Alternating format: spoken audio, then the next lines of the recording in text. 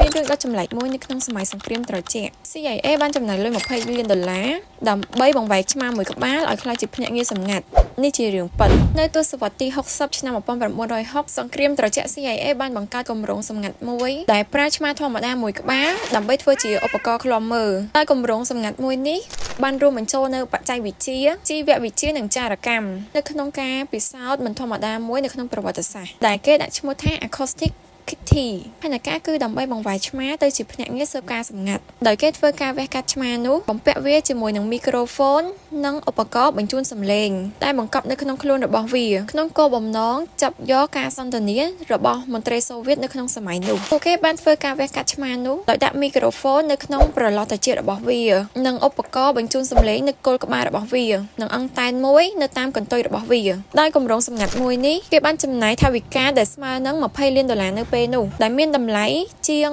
$180 លាននៅពេលបច្ចុប្បន្នបានន័យថា$20 លាននៅសម័យនោះអ្នកទាំងអស់គ្នាគឺស្មើនឹងលុយ$180 លាននៅបច្ចុប្បន្នរបស់យើងហ្នឹងអញ្ចឹងលុយពេលហ្នឹងគឺថ្លៃជារឿងដែលហួសចិត្តបំផុតនៅក្នុងបេសកកម្មដំបូងរបស់វាស្មើត្រូវបានរថយន្តតាក់ស៊ីបុកភ្លាមបន្ទាប់ពីត្រូវបានគេបញ្ជូនចេញពីបេសកកម្មនោះន័យថាវាជារឿងមួយដែលគួរឲ្យហួសចិត្តណាស់អ្នកទាំងអស់គ្នាគ្រាន់តែគេប្រឡែងឆ្មាហ្នឹងភ្លាមគឺមានរថយន្តតាក់ស៊ីមួយមកបុក